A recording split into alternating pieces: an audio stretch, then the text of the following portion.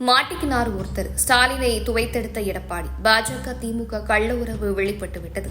அரசியல் எவ்வளவு வினோதமாக இருக்குதுன்னு பாருங்க. கடந்த எடப்பாடியின் ஆட்சியின் போது பாஜக அரசின் கொத்தடிமை கூட்டம் தான் இந்த அதிமுக என்று திமுக வெளுத்தெடுத்தது.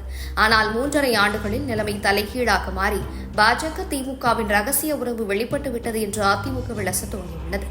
திமுகவின் முன்னாள் தலைவர் கருணாநிதியின் உருவம் பொறித்த நாணய வெளியீட்டு விழாவை வைத்து திமுகவும் பாஜகவும் காட்டிய நெருக்கமானது இந்திய அரசியலில் மிகப்பெரிய பரபரப்பை உருவாக்கியுள்ளது. இதுகுறித்து முதலிலேயே பேசிய மாஜி அதிமுக அமைச்சர் ஜெயக்குமார், பாஜகவின் முக்கிய தலைவர் ஜே.பி. நட்டா திமுக கூட்டணி நாடாளுமன்ற உறுப்பினர்களுக்கு விருந்து வைக்கிறார். இங்கே தமிழ்நாட்டில் கவர்னர் கொடுத்த விருந்தில் முதல்வரும் துரைமுருகன் உள்ளிட்ட அமைச்சர்களும் கலந்து கொள்கிறார்கள். தான் வெளிநாட்டுக்கு செல்லும் நேரத்தில் ஆட்சி கவிழ்ந்துவிடக் கூடாது என்ற பயத்தில்தான் தேநீர் விருந்துக்கு செல்வது, மத்திய அமைச்சரை அழைப்பது என்று பாஜகவுக்கு கூஜா தூக்கும் அரசாக திமுக இருக்கிறது. இதன் மூலமாக திமுக பாஜக இடையே ரகசிய கள்ள உறவு இருப்பது நிரூபணமாகிறது என்று காட்டமாக பேசியிருந்தார். இந்த விவகாரம் குறித்து அதிமுகவின் செய்தி தொடர்பாளர்கள் தங்களுக்கு தகுந்தாற் போல பேசுவதில் திமுகவினருக்கு நிகர் யாரும் இல்லை. தேவையென்றால் ஆட்டுக்கு தாடி, நாட்டுக்கு கவர்னர் போன்ற வசனங்களை தூக்கிக் கொண்டு வருவார்கள். தேவையென்றால் அதே திமுகவினர் வேறு மாதிரி பேசுவார்கள். இறந்தவர்களை குறித்து விமர்சனம் செய்வது சரியில்லை. இருந்த போதிலும் கருணாநிதிக்கென்று மோசமான வரலாறுகளும் உண்டு. அதை மறைக்க இதுபோன்ற செயல்களை திமுகவினர் செய்து கொண்டிருக்கிறார்கள். ஒரு மகனாக தன் தந்தைக்கு நாணயம் வெளியிடுவதில் எந்த தவறும் இல்லை. ஆனால் ஒரு மாநிலத்தின் முதல்வராக இப்படி செய்வது ஏற்புடையதில்லை.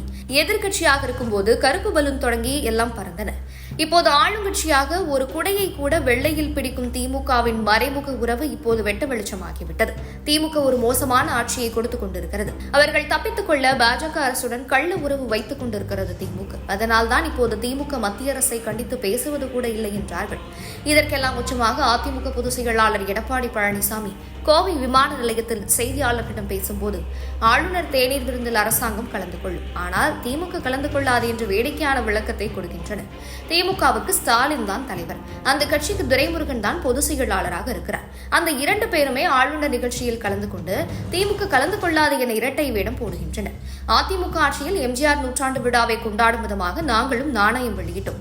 அப்போது பாஜகவுடன் கூட்டணியில் இருந்தும் அவர்களை அழைக்கவில்லை. முன்னாள் முதல்வர் கருணாநிதிக்கு நூற்றாண்டு விழா கொண்டாடுவதும் நாணயம் வெளியிடுவதும் அவர்களின் விருப்பம். அதே நேரத்தில் அதை யார் வெளியிடுவது என்பதுதான் கேள்வி. ராகுல் காந்தியை அழைத்து ஏன் வெளியிடவில்லை? இதிலிருந்து திமுக பாஜக ரகசிய உறவு வெட்ட வெளிச்சமாகி இருக்கிறது என்றார்.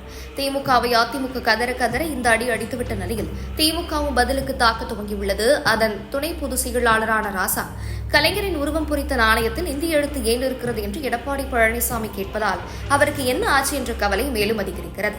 இந்தியாவில் இருக்கும் நாணயங்கள் எதுவாக இருந்தாலும் அதில் ஆங்கிலமும் இந்தியும் இருப்பது வழக்கம்.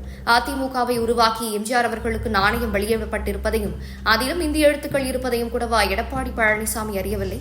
முத்தமிழறிஞர் கலைஞர் அவர்களுக்காக வெளியிடப்பட்டிருக்கும் நாணயத்தில் தான் தமிழ் வெல்லும் என்ற எழுத்துக்கள் பொறிக்கப்பட்டிருக்கின்றன. இதை கூட உணராமல் எடப்பாடி பழனிசாமி உளறி இருப்பதால் அவர் எந்த லிஸ்டில் சேர்ப்பது என புரியவில்லை என காட்டமாக பதிலளித்திருக்கிறார்.